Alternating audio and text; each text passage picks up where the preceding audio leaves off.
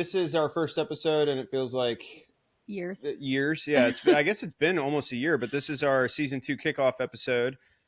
So thanks for joining. Today we have the pleasure of having Dr. Jeremy Noble on. I came across Jeremy on LinkedIn. He was doing actually, this was before you started this cognitive bias series, but I don't remember exactly how I connected with you. But one of our best friends, Kevin Burke, I mentioned your name because you were going to be our guest for this episode. And he's like, are you kidding me? And you guys know each other too. It's such a tiny little world.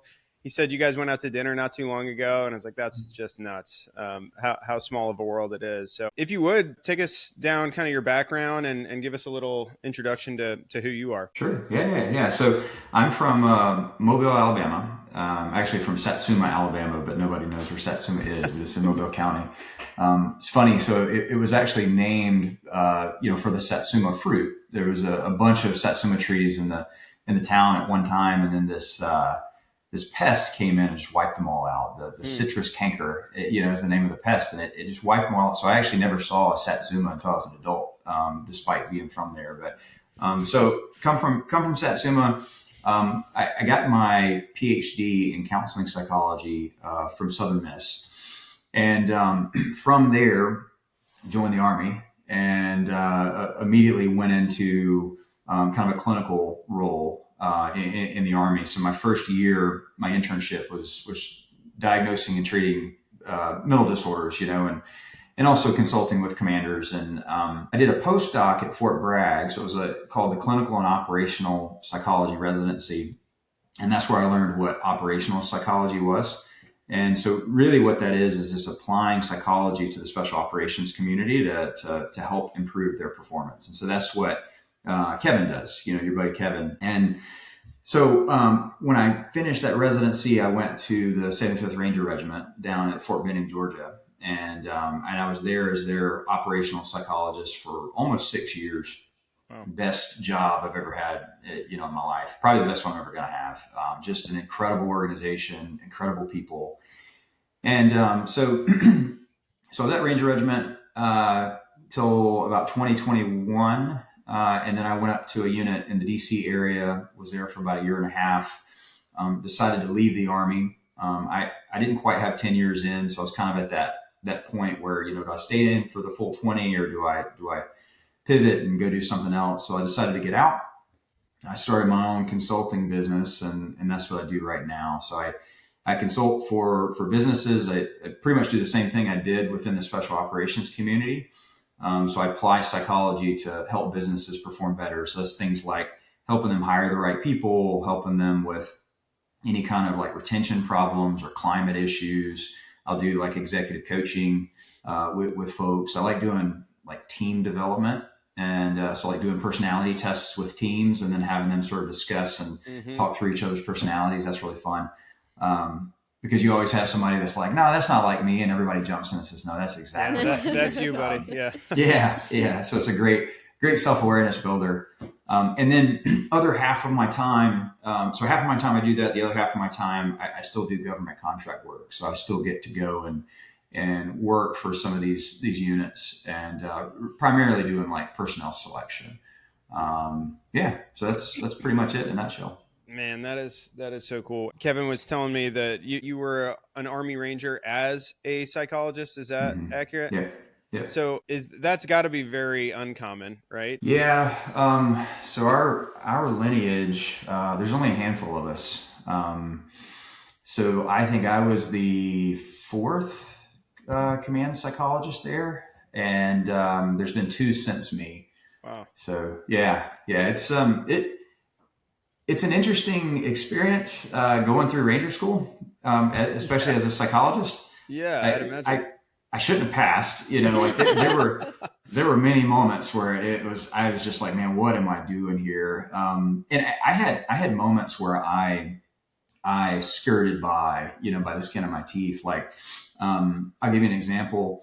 The first week at Ranger School, you have to do your critical events. So you have to do your PT test. You have to do, and part of it is a 12-mile road march. And, the road march, you've got 35 pounds on your back dry, plus helmet, rifle, plus your camelback full of water. And so it's roughly around 50 pounds. And then you have to finish the 12 miles in less than 3 hours.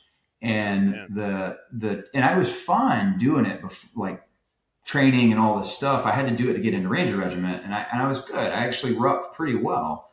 But what they don't tell you, or at least I didn't know, is that the night before they're smoking you until like 2 a.m. So like you're doing duck walks with with your rucksack over your head.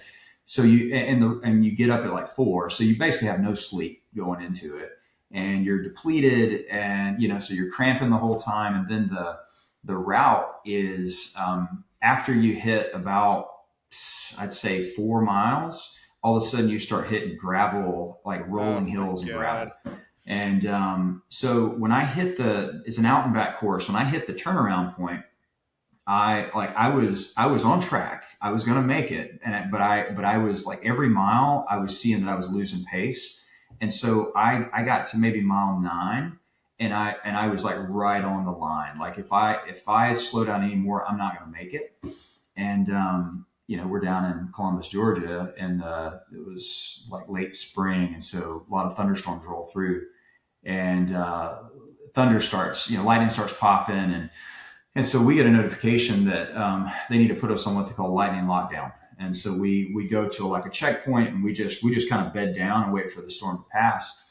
And so the checkpoint was like, I don't know, like half a mile or quarter mile, like towards the finish line. And so I go to the checkpoint, and I just kind of hunkered down under a poncho. And I mean, it was probably half an hour to an hour where we just kind of sat there. So I was able to rest. Yeah. And then when we started back, they, the time that they originally called it, that was where they started the clock again. And so I came in at like 2 hours and 58 minutes. And so like, I would not have passed if it had not been for that thunderstorm. That's crazy, man. Yeah. Yeah. So I got a ton of stories like that. I'll share one with you. I haven't told many people. So, in that first week, you also do, there's a couple of obstacle courses, and there's this one obstacle course called Malvesti. And, the way it starts is you're paired up with a Ranger buddy, and you have to run. And I forget how long the run is, but you have to stay with your buddy, and you run to the start of the obstacle course. And then, I mean, there's tons of guys in the course. And so there's a line before you can actually start the course. And so my buddy was pretty slow. And so we were in the back of the line. And so they made us do like squats and duck walks, and they're spraying us with a water hose while we're waiting in line. And so I finally start the obstacle course. I get to a rope obstacle. And the cadre says something, and I didn't hear what he said in terms of instructions. And so I climb up the rope. And then when I come back down, there's like a pad underneath, and I kind of step on the pad, and I get off. And the cadre says, "You're a no-go for this event." He said, "My instructions were climb the rope, and when you come down, don't touch the pad with your feet." Uh-huh. And I didn't hear it. He said, "Well, you can try again." And so I tried again, and at that point, my grip was just gone, and I couldn't get up the rope. And so if you can't do an obstacle, you get a minor minus. You get enough minor minuses, it turns into a major minus. Enough major minuses means you have to recycle, or you fail kind of the iteration. So I've already got a minor minus. I go to the next obstacle, which is monkey bars over this like pool of water. And the monkey bars are like, they're not stationary. They roll. They're wet from people who have gotten up there before. And the instructor says, navigate this obstacle without touching the vertical kind of beams. And then there's like sandbags at the beginning. And I say, okay, so I hop on it. I get halfway across, my grip gives, and I fall in the water. Yeah. And so I go back to the beginning, and he says, you have another attempt. And so I'm sitting there, and I'm like, there's no way that I'm going to be able to get across with my grip the way that it is right now. And I think, what was his instructions? All right, navigate the obstacle without touching the vertical beams of the sandbags. Okay, so I hop up, and I put my legs through, and I actually get on top of the monkey bars. And so like, I'm on my stomach, and I'm like pulling myself across the top, and nobody's saying anything. And so I'm like, all right, this is going to work, Well, I think I like disappeared for a minute because I think they just didn't see me. And I get about halfway across, and I hear somebody from like the other side of the obstacle course just screaming. And it's one of the instructors, and he comes up and he's like, "Ranger, what are you doing?" He's like, "Get down." And so I get down, and I said, "Sergeant," I said, you told me to navigate the obstacle by your instructions, and my grip is shot. This is the only way I can do it and still do it in line with your directions. And he sat there and he was like, "Just go." And he let me go. Like, man, you talk about a morale booster. Like I was so proud of myself, and because I didn't get a major minus or minor minus or anything. That was like one of the few wins. That's awesome, man. Yeah. We could have gone a completely different direction. If he would have been like, "Nope, you're a no-go for this event, or this is a safety violation," and could have dropped me from the course. I bet they changed the directions after you went. I'm sure they did.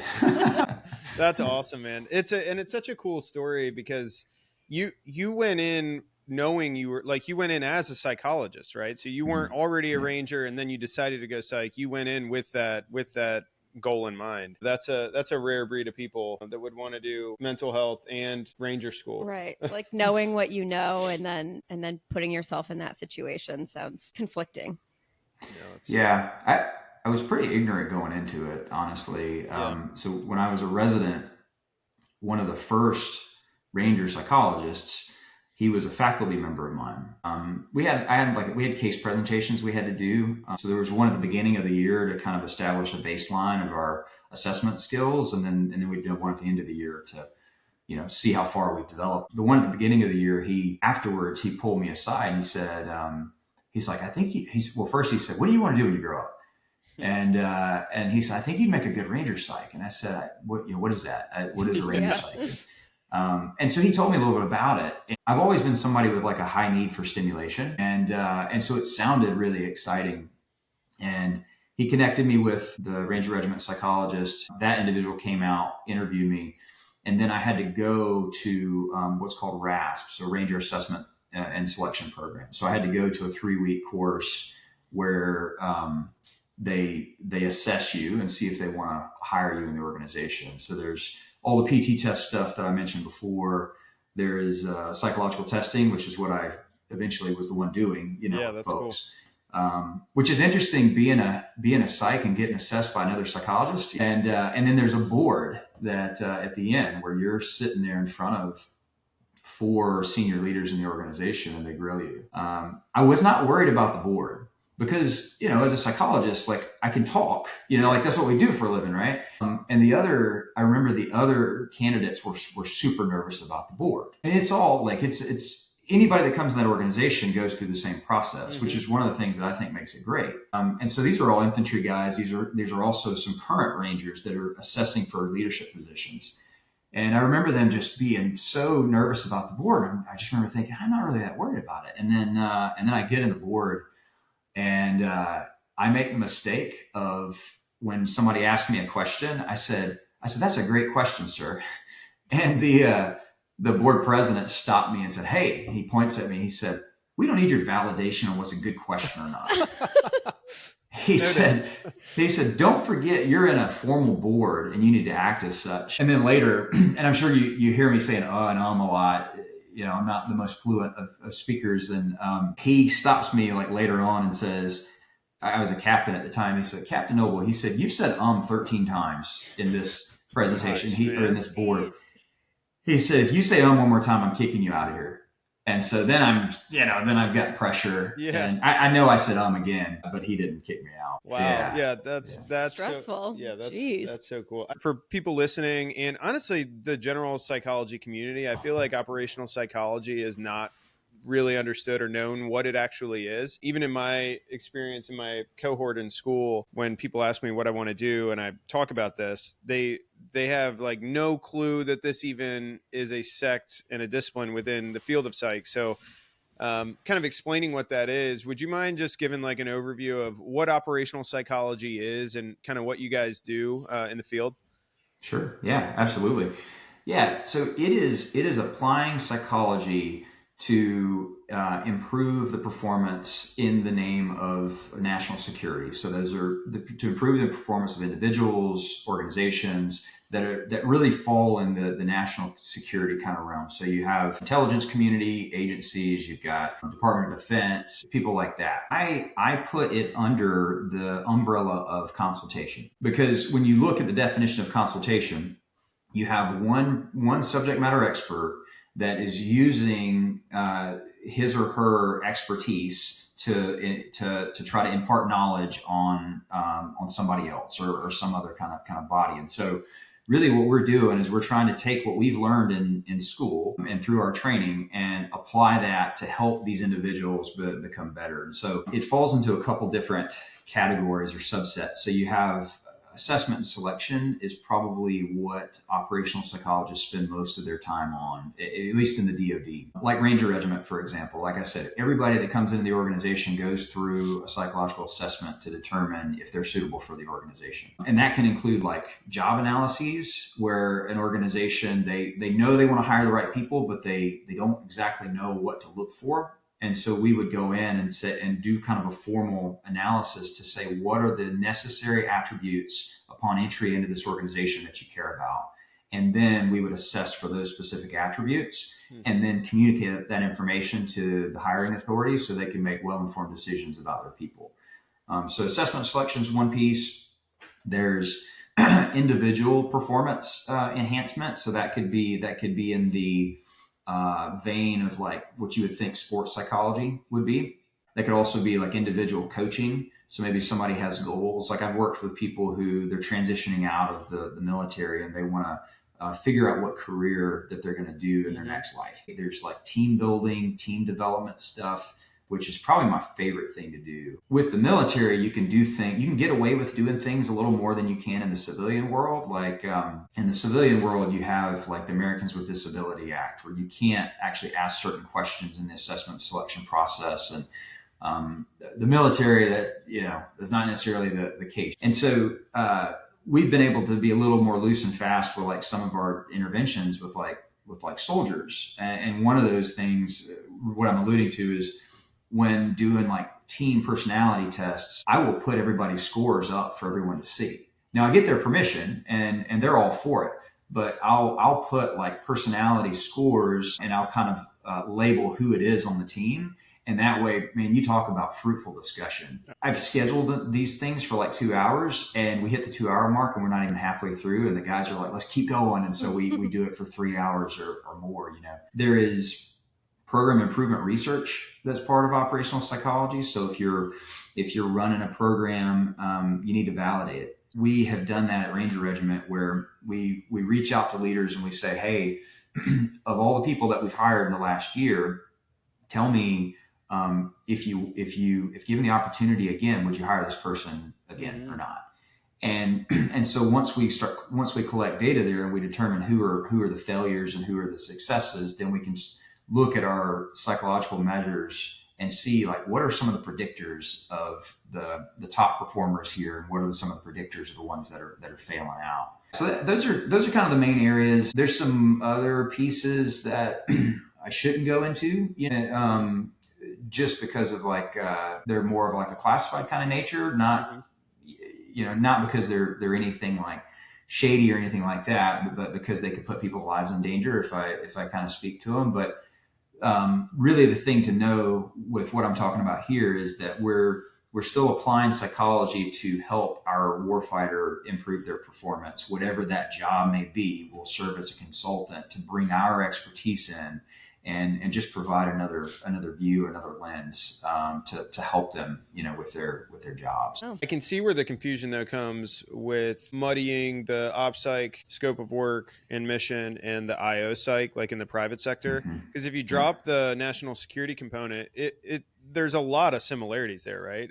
From a consultation perspective. So I think at least in the military, the big difference is all operational psychologists are licensed either clinical or counseling psychologists. And so like when I was at Ranger Regiment, 95% of my work was more IO psychology. But if there was a mental health crisis, then I had that skill set. And really when the commander of the unit, like if there is a legitimate mental health crisis and the commander needs to lean on their command psychologist, like you got to be able to do that. You got to be able to jump in and help out. So like I'll give you an example. I was driving home from work one day, and I get a call, and I'm told that we had a ranger at a apartment complex who had kind of barricaded himself in his room and had a gun to his head. Mm-hmm. And so I get a call, hey, what do we do? And so of course, like I've got to go respond to that. Whereas I think an IO psychologist is not going to have that clinical background to kind of know how to advise command. So, yeah, that was a wild scenario. It actually turned into a 3-day standoff with the individual. Geez. So I get there, and our unit sergeant major got there at the same time. And we both get out of our cars and we're walking to where the complex is, and police have it roped off. We get to the police rope, and he looks at me and he says, "Well, I hope we don't get shot." And we go under the tape, and there was a police officer in the parking lot with a rifle. And when he saw us, he whipped around and pointed the rifle at us. And my sergeant major was like, "Whoa, I'm the sergeant major. This is my psych. We're here to help." We get there. The ranger was in his apartment, and there were local police lined up in like the corridor, ready to go in. And I remember looking, and I don't want this to sound like I'm criticizing the local police. I thought they did a great job. But I remember looking at one of the officers, and he's super young. I remember him, he had a shotgun. I remember seeing him trembling. And for me, it was like, holy cow, this is not a good situation. Fortunately, my sergeant major was awesome. He came up, we started talking to the police, and we kind of worked out a game plan, and the police stood down. And what happened was the ranger actually wanted to die by cop. He wanted them to come in. He was actually sitting on a couch with 2 pistols, waiting for them to come, like facing the door, waiting for them to come in. And he was just going to point the pistol at them, and they were going to shoot him. He was also intoxicated. So the police ended up leaving. We were there until, like, we were on the phone with him. We were there until we thought he passed out, went to sleep.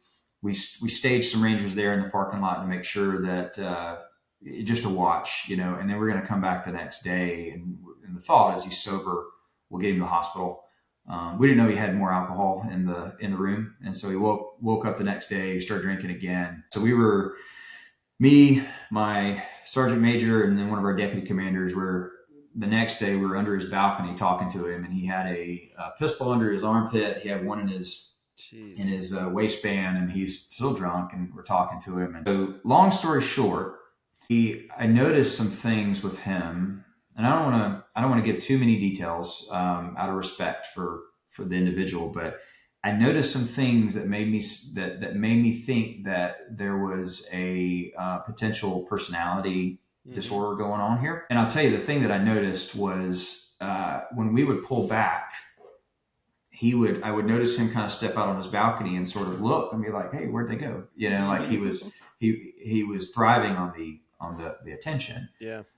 And I found out a whole bunch of other things that sort of confirmed my thought. And so what I advised command was, I think we need to freeze him out. I think we need to withdraw attention, and we're communicating with him via text and phone, and say, "Hey, we're here when you need us, when you're ready for us."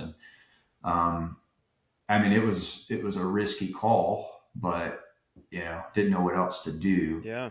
And it worked. The next morning, he texted the sergeant major and said, "Hey, I'm ready." And they went and picked him up, and then I met him at the hospital, and we had him hospitalized. So that's a kind of a long-winded example of you can do all the consulting and performance enhancing stuff all day long, but if when a crisis happens and command needs you and you can't help them, then I don't know how much you're worth. And that might be a harsh thing to say, but so I think that's really the differentiator, at least in the DoD. I know in some other like non-military units it may be different, but yeah.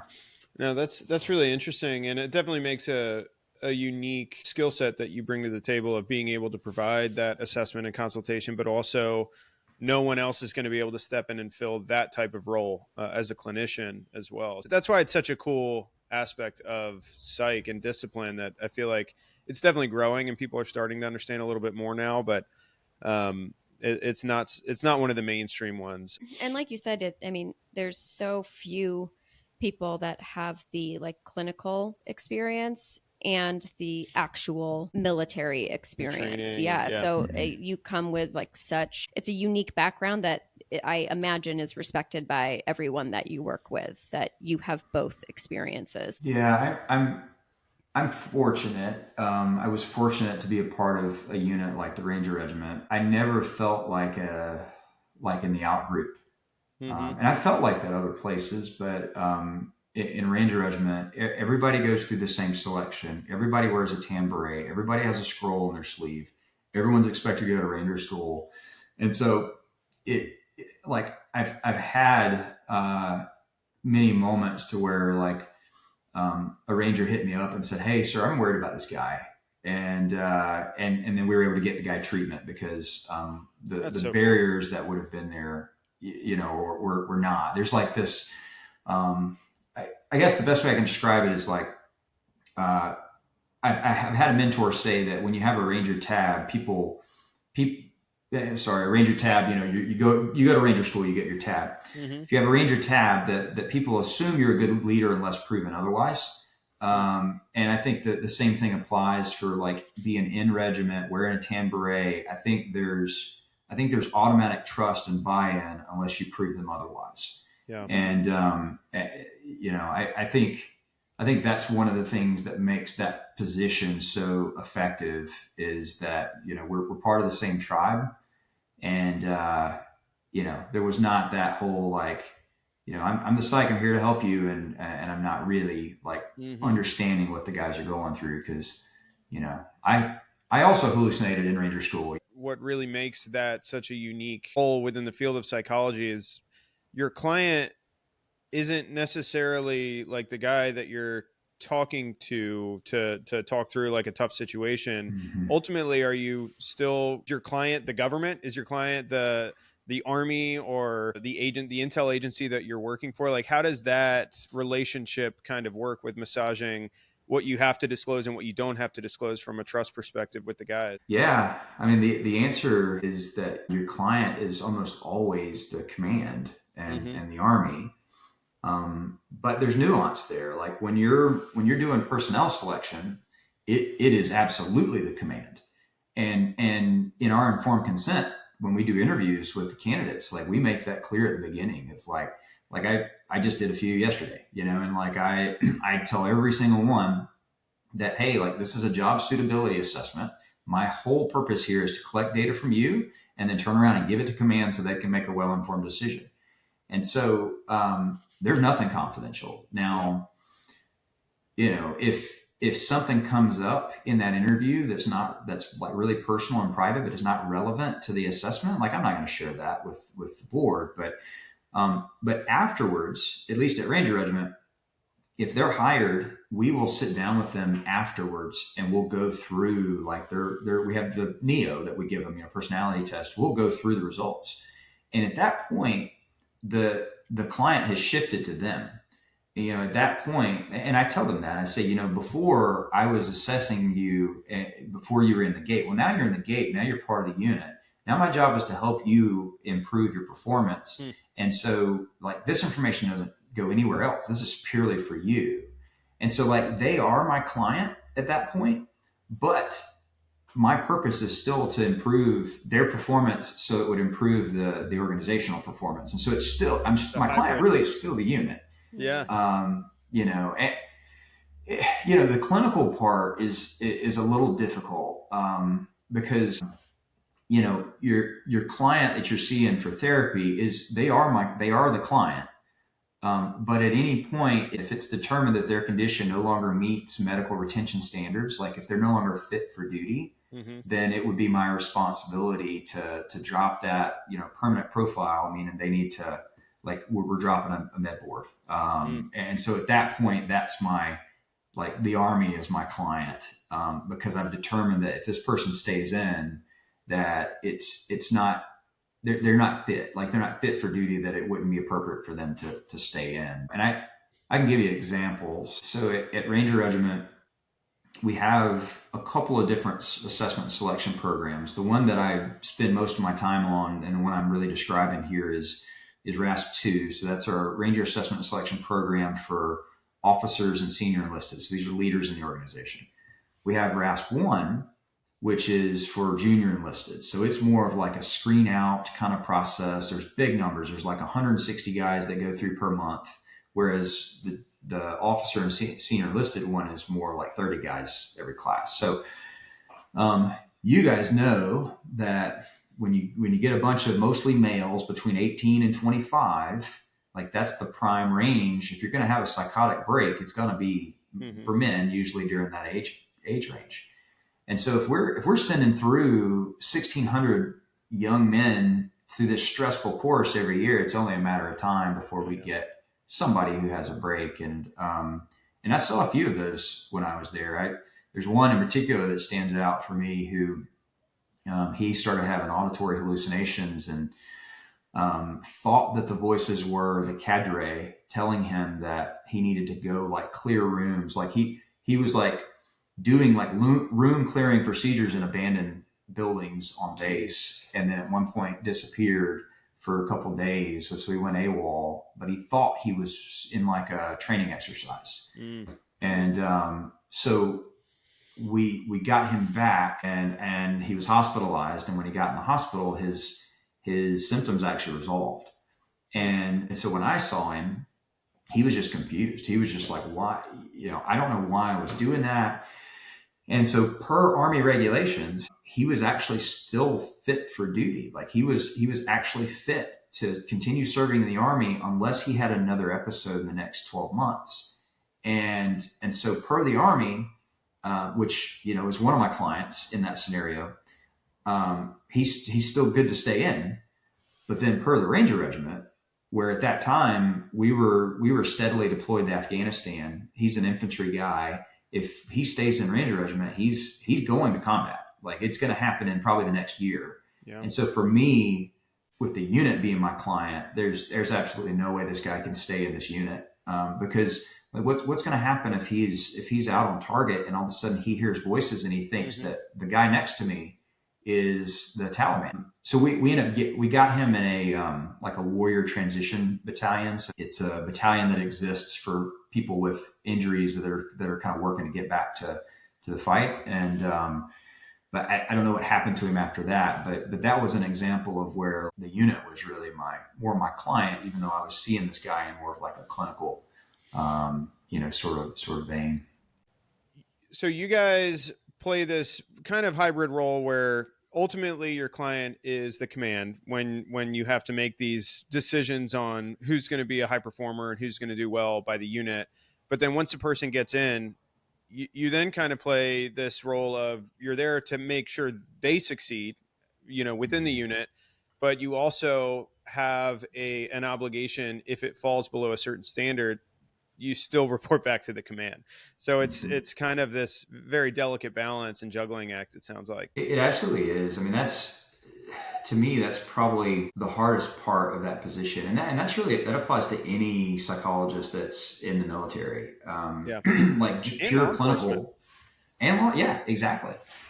Because I mean, their mission is to take care of these, officers or these soldiers. And, but when it reaches a point where it's like, oh man, like I don't think like everything that I throw at this individual, everything we work through is not working. And I think at this point it's time to medically separate them. In a perfect world, that's a collaborative conversation with that individual.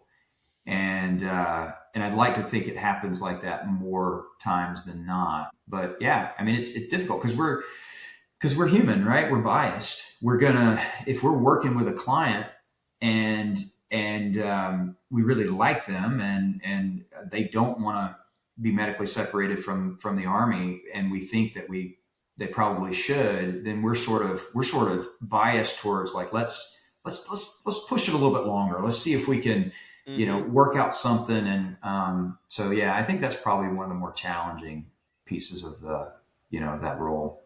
In terms of like, I don't know if there is this, but in terms of confidentiality, or like when you break confidentiality for, outside of the military, you've got these strict, like, here's when we do something different and we bring other people in. Is there any of that in your role? Yeah, there is. So all the limits to confidentiality are the same as the civilian world. So if somebody is a threat to themselves, like an imminent threat, for suicide, if they're a threat to other folks, if there's any kind of abuse of a vulnerable individual, child or adult, there are a couple of added limits to confidentiality in the military. One of those is any sort of domestic violence. So the military has a family advocacy program, or the Army does at least. I can't speak for the other branches. I'm sure they have a similar process. But so if an individual in therapy reports that they have hit their spouse or whatever, then that's a referral to this family advocacy program, and it's something where the commander is gonna get involved, and they're just gonna make sure that spouse is protected, and this individual gets the treatment to try to prevent that from happening again in the future. So that's one piece, and then the other one is substances.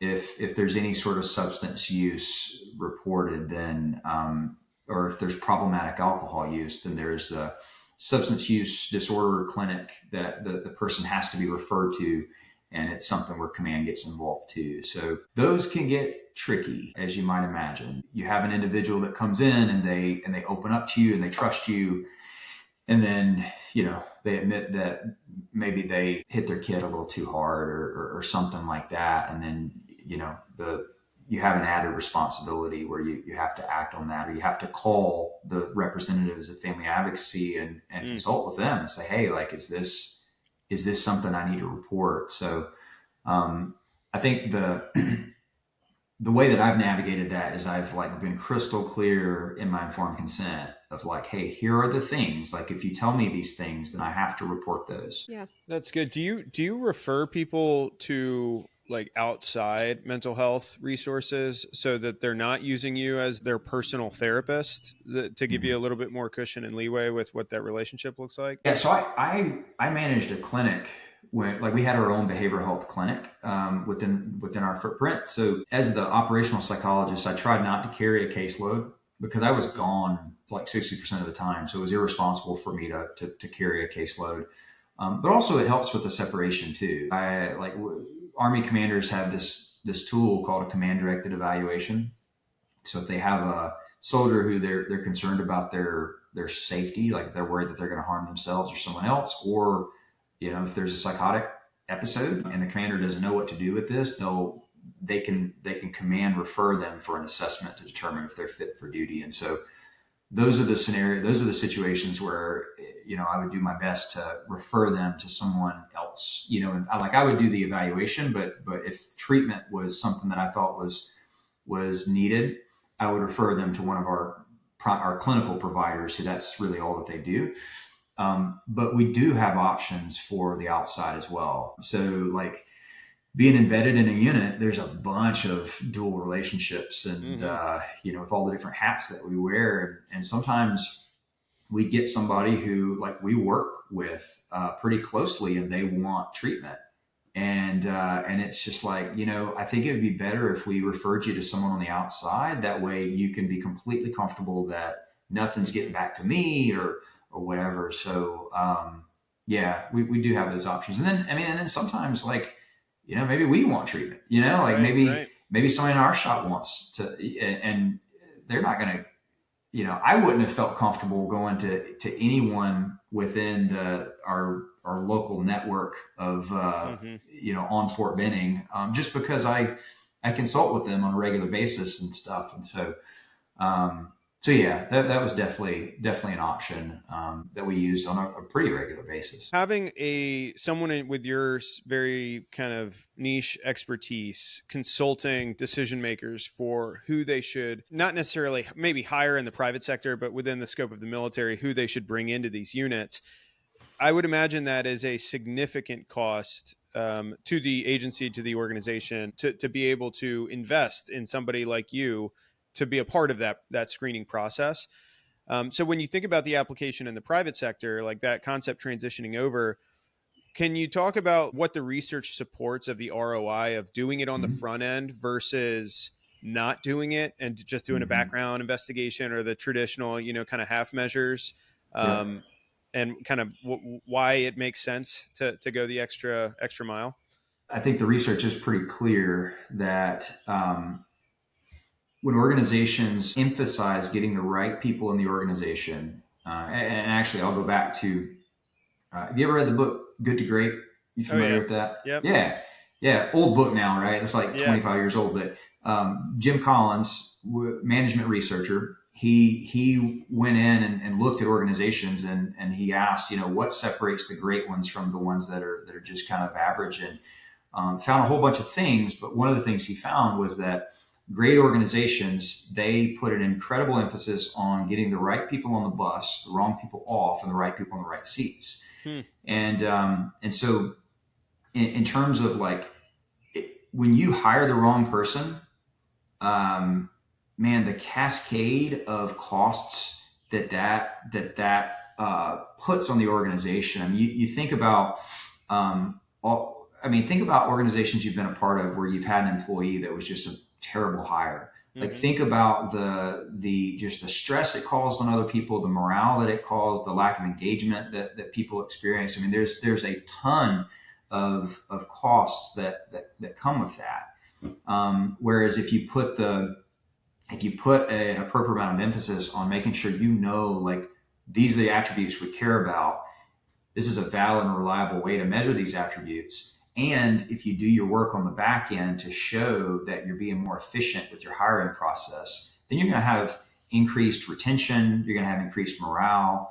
You look at some of the research from like Gallup, they found that 70% of what makes an employee engaged is explained by the manager. So like the leadership skills of the manager can explain 70% of what makes their employees engaged. And like, an engaged employee, man, that's exactly what you want. You got somebody coming to work on time that's super excited about the job. They're asking for more work. They're wanting to grow.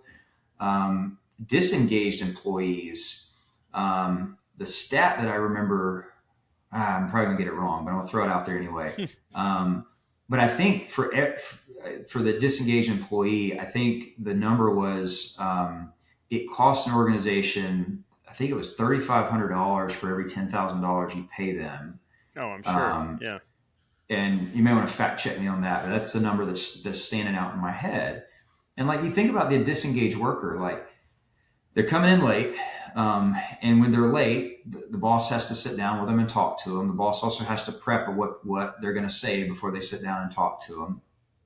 If they don't punish them, other employees the ones that are coming in on time are going to see that and be like, man, I guess it doesn't matter that I'm coming here on time. And so it's going to have like this contagion on them that's going to start to pull their engagement down. So I was just going to throw out one more stats there. I don't know if you guys are familiar with self-determination theory. So Ryan and DC are the two authors of that. And I did see a study that they were a part of where if leaders in an organization were autonomy supportive, so if they were really focused on like allowing their employees the appropriate amount of autonomy, then there was a 3-to-1 return on investment in terms of like training leaders to do that. And so I guess the way that ties in is that if you hire individuals that have great leadership skills and they have those like attributes that Jim Collins talks about with leaders being humble and also having strong professional will, then I think the ability to force multiply, I think, is huge. Yeah, no, that's great. The second part of the question was, do you have are there any consistent red flags from a personality profile perspective that you see where the applicant may present, like on the first pass they may present as like high speed, like very strong for the position they're seeking out, but then that type of profile when they get into the organization tends to be toxic or Yeah. high risk? Yeah, I think the most dangerous employees are the ones that are able to do that well. They're able to kiss up and kick down really well, or manage up, however you want to say it. I've reached out to individuals in various organizations and asked them, give me an example of a failure, like a really bad hire. And in my mind, like I have people who are like failing drug tests, or people who are just completely crashing and burning, and but the answers that I keep getting are the people that come in and they're just completely toxic, and they flew under the radar, in terms of when they got hired, they looked great on paper, they presented well, they get into the organization and their focus is on themselves and shining to the boss, and what the individuals I spoke to said was these people just they leave this just wake of destruction in the form of like bad morale, poor retention. People don't want to work there, and it lasts for an extended period of time. And so, I think the personality trait that to answer your question more succinctly, I think is narcissism. Mm-hmm. I think narcissism is like one of the most toxic leadership traits that there is, and it's the most dangerous because their ability to be charming and their ability to charm the people that are above them. Meanwhile, they're just wreaking havoc on the organization, and the people beneath them. So yeah, that'd be my answer.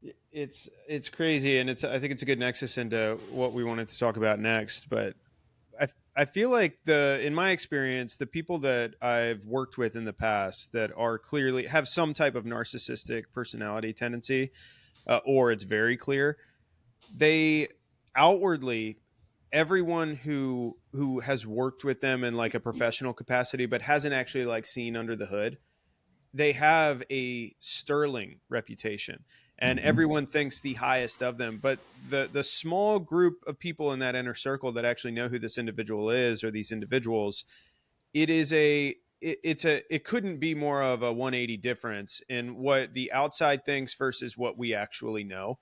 And when we get into the reason why we wanted to talk to you initially about this cognitive bias conversation, and people pretending to be something that they're not, or people having this inflated sense of confidence and being able to perform so convincingly, to those on the outside, is there a way to, like, how can you screen for that?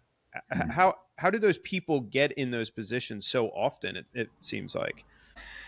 Yeah, that's probably been our biggest challenge, really. Years ago at Ranger Regiment, um, we we have a selection event there that we do once a year, and it's selecting the field grade officers, so majors and up.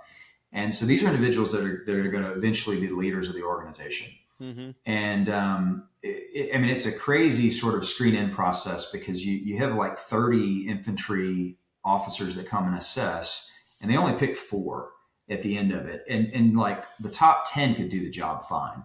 And so it's an embarrassment of riches. It is really, really exceptional human beings. And we put a lot into it. And I was catching wind of people complaining that we had some arrogant, like narcissistic field grades. And I remember being like, man, what in the world? Like we're like really putting a lot into this. And so, I decided to send a survey out to the organization, and I asked, tell me, describe the best leader that you've ever had, the best field grade leader you've ever had. Describe the worst one you've ever had, and then did some quantitative kind of questions to help inform some of the tests that we were given. But really, what jumped out was the top leader was somebody who was others focused. They were selfless. They were humble. And the worst one was, I mean, the Rangers, all over it. Like they were like fragile ego, afraid to bring bad news to the boss, spotlighter, and so that made me sort of think that, man, we really need to shift what we're looking at and try to figure out how to get after some of these narcissistic traits. And that caused me, I shifted over to a different test at the time. So are you guys familiar with the Hogan? Oh yeah. Yeah. So we implemented the Hogan. And the nice thing about the Hogan is that it has those derailers. So it has like a set of scales that it spits out that is negative traits that come out when you're under stress. Mm-hmm. So that was one change where we had like, there's like a bold scale in the Hogan that sort of gets after some narcissism. And so there was that piece. I think that it worked somewhat. I had an individual who came through and he presented really, really well. Our assessment of him was concerning because the indicators of narcissism were really high on testing. And then even in the interview, like there was some schmoozing, there was some stuff that's like, okay, like that we're sniffing something out here. Mm-hmm. And so he boarded great. And but our brief struck a nerve with a couple of board members, with one of the board members in particular. And he was like, I don't know what you guys are talking about. This dude's awesome. And so they opted not to select him. They did not hire the individual. And afterwards, there was another person in the room, like more of an admin kind of person that runs the slides and stuff and kind of keeps the trains moving. He shot me a message on our little instant messenger thing on the computer, and he was like, every enlisted person and every person that works under this guy hates him. Like he has been the most toxic leader. And so for me, it was like, okay, like I think something's happening here in terms of our ability to sort of sniff that out. Long-winded way to say, like, that was one way that we have done it. But honestly, I think the best way to sniff out narcissism is peer evaluations. So another nice thing about being in a military assessment and selection kind of process is they're going through the same selection together. They have to rate and evaluate each other. And that to me has been like the most valuable tool, because when you have somebody who is like really, really focused on managing up and they forget about like their peers and they've got sharp elbows, it's going to come out in peer evals. And so that's usually my go-to. Like if I have a question about narcissism, I'm very much going to look at those peers and be like, all right, what are some of the comments? Is there anything that's consistent with this? And then also, is there anything disproving this? Because that's, one of the mitigators of being biased is you need to, like confirmation bias, like you need to look for disproving evidence as well. Mm-hmm. I'm thinking of one case in particular where I had a guy on testing. He looked like, Jesus Christ, like he claimed uncommon virtues, that he never does anything bad. And so the test is saying, okay, this guy is really managing his impression. And he presented that way too. It felt like a car salesman kind of presentation. And then when I pulled up peers, I mean, they just obliterated him. They're like, this guy, spotlighter, all the traits that in the survey that folks said are the worst leader I've ever had. This is what they checking embody. The boxes. So, yeah. So I think, and it's hard. You can't really do peer evals in the civilian world. So that makes it a little bit difficult, but at least that's how we've gotten after it in the military. Yeah, that's helpful. So like with the Hogan and other types of personality and performance assessments, do you find them to be pretty reliable indicators of identifying those pain points that you wouldn't be able to necessarily tease out in an interview? I do. Yeah, I'm a big fan of psychometric testing, stuff that has demonstrated validity and reliability. Like I really like the NEO. And I'm a big fan of the 5-factor model of personality. So for your listeners who are not familiar, the 5 factors, you've got emotional stability, also known as neuroticism. So this is how anxious or angry or depressed somebody tends to be with their personality. You've got extroversion, which is in outgoingness, but also energy. You got openness, which is like openness to new experiences. You got agreeableness, which is how caring and cooperative they are. And then you got conscientiousness, which is their work ethic. And there's a good bit of research on 5-factor model and performance. Really what we like to see is high conscientiousness and low neuroticism. So somebody who has strong work ethic and then they're resilient, and the other stuff can vary. I mean, I've probably interpreted, I was going to say maybe 10,000 NEOs, it's been a lot over the years. And like, I'm still impressed with it. Like, I'm still like, I saw a guy, I supported an assessment selection last week, and I saw a guy who his openness was like 4 standard deviations above the norm. So, he exceeds the 99.9th percentile. Oh, and it was super clear. Like in the interview, when asked about his hobbies, he had like a page, of like things that he loves doing and all this. But the problem was that he was a good idea fairy. He just was, running after every idea, and like there was no practical, like there was nothing holding his feet to the ground. And so as a result, he was kind of burning his people out because they couldn't actually complete a project because he was just so focused on like, oh, that's interesting. So yeah, I mean, I have found them to be a very useful tool in the personnel selection sphere. And also like some of the tests we use, like there's validity scales, like they're helpful to show like this person is they're not being honest, or they're being really guarded, in the process. And then one of the things I really like doing is in the interview, like I'll pull up their testing, and I'll say, hey, on our personality test, it suggests that like you tend to be a bit disagreeable. You know yourself better than anybody in the world. So like, help me understand why the test would show me that. I'm not disagreeable. Yeah. No, I'm not, yeah. But yeah, they, and so like they go into it, pretty in detail.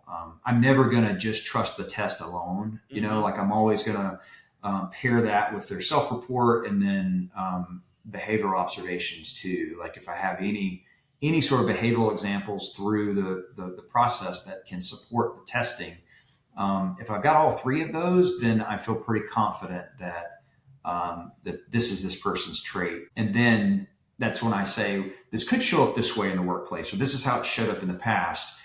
And then I'm fortunate enough where I'm not the decision maker. Like I'm never the one that's saying he's hired or not. I'm just teeing up the information for the hiring authority, and then they can do with it what they will. It's such a helpful consultation, I'm sure, to have in that process, especially because you're not taking like the results of an assessment or a test that this person's taking, and you're taking it as like the word of God and saying this is who this person is. You're using that as a kind of an information conduit to fuel your interview with the individual and to guide questions and to corroborate or move away from certain, conclusions that you may have drawn from that or what it could have meant. So it's just such a full scope way to understand an individual in a very short amount of time, and seems to be very effective. All right, that concludes part 1 of our conversation with Dr. Jeremy Noble. We ended up getting into a lot of different areas, so we split this episode into 2 parts. If you're interested in hearing more of this discussion, our second part focuses more on different aspects of cognitive bias, and we also get into some conversation around narcissism. So keep your eye out for part 2. Thanks again.